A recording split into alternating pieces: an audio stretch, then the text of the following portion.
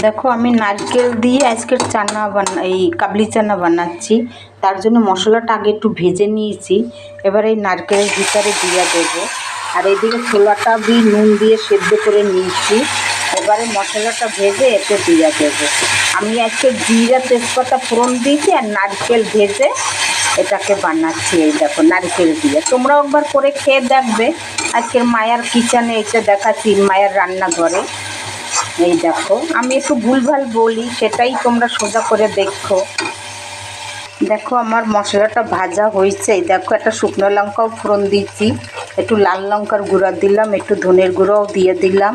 আমি হলুদ দেব না, নারকেল দিয়ে বানাচ্ছি, তোমরা একবার বাড়িতে বানাই খেয়ে দেখবে।